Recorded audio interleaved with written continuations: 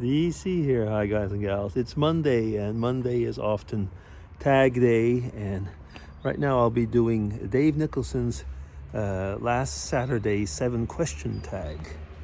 And let's see what will come out of it. Okay, Dave, so thank you for these 7 questions. And let's see what the first one is. Question 1.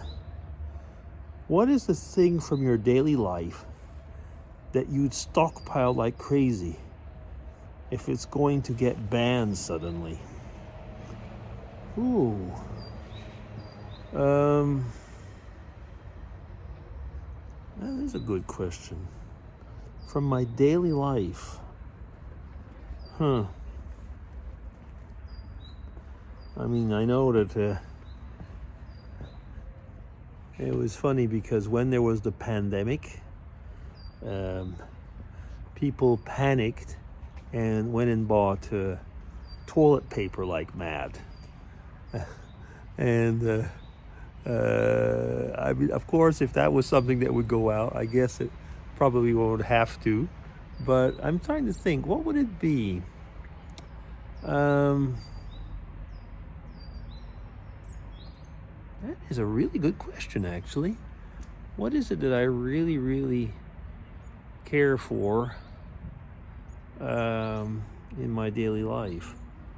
You can see that probably it's not so many things finally. It would have to be something to do with food, probably. There would be certain ingredients. I have seen, for example, that there were some things over here. Actually, in a way, when you move away from a country, like we emigrated to Europe, and then all of a sudden, then all of a sudden, there's things that you realize that you really liked in your country where you were before that you do not find here. So when we first arrived in Switzerland, for example, it was very difficult to get peanut butter and or maple syrup. Now, peanut butter is really a North American thing, so you can find it here actually very easily now, but that was not the case when we arrived here. So when I would come up to a store where there would be a decent smooth peanut butter, I would buy like 5 or 6 jars. Maple syrup we would and still bring over from whenever we go to Canada, but I haven't been to Canada for many years now, so our stock is down to what, six cans, I guess. Shows you how many we brought over the years, and they're in the freezer. So yeah, things like that. But peanut butter was a really difficult thing the first few years that we were in Europe. Okay, that's one thing, I guess. Kind of answered that question. Question 2. What is the one thing that you did in the past that you never like to do in the future? Well, that is a good question.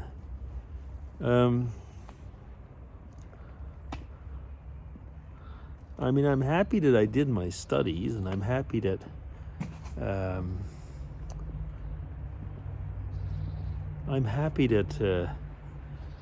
I'm here now, but I think that within I'm going off on the wrong tangent here. I think that one of the things that I've done in the past sometimes was to be too naive and befriend people that actually ended up to be toxic relationships, and that when you had to separate yourself from them from one way or another, created a lot of pain. So yeah, I mean, maybe be more mindful of who I would associate with. I guess that could be one of the things. Yeah, that's question 2. Question 3. What is one simple thing about someone's behavior that completely blows you away? What is one simple thing about someone's behavior that completely blows you away?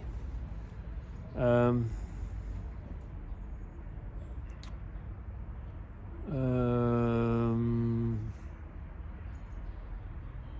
I knew a person. I guess blowing me away in is that I guess that's a negative thing. So I did know. I did know somebody who would always be grinding their teeth, and I guess it was a nervous tick of some type or something. But if you were working like together with the person, they were always grinding their teeth. It was a really annoying noise, and I don't know. I mean, it was something that really I didn't like. Yeah, that's probably not a very good answer, but it was something. It was a simple thing, so to say. Question 4. What kind of romantic relationship do you consider ideal for you? That's another good question.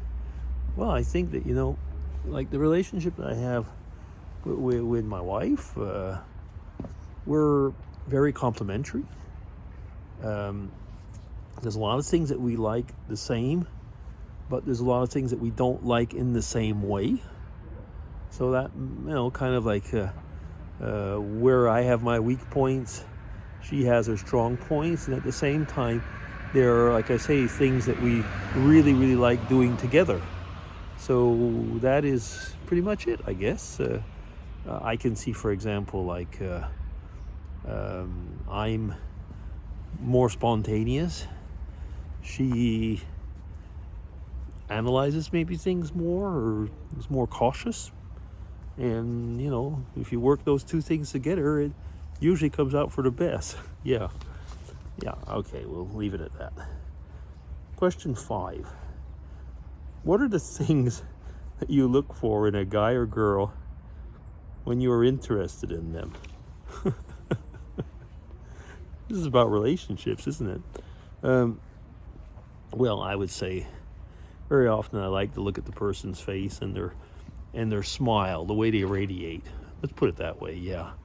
And are they fun, but in a fun in a positive way. I mean, not just a frivolous fun.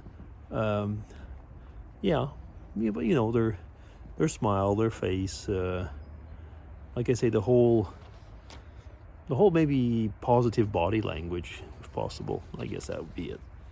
Yeah. Okay. Question 6.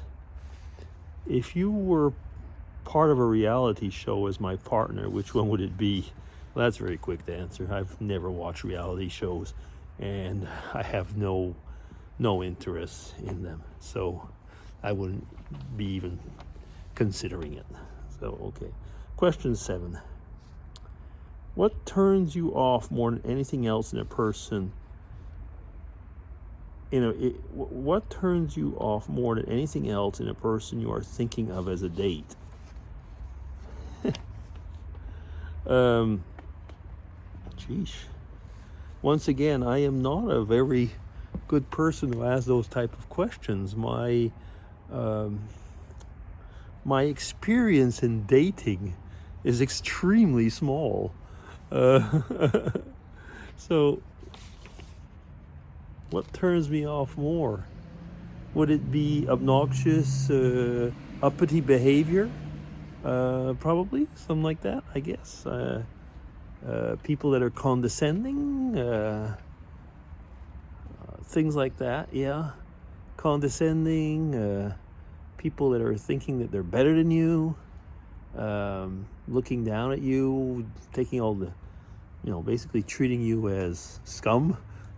And I mean, in dates, even though you will see that with people that are dating, that even though their partner doesn't realize it, they are so used to treating people that way that they do it, even if they're on a date, Yeah, I guess that would be it. Okay.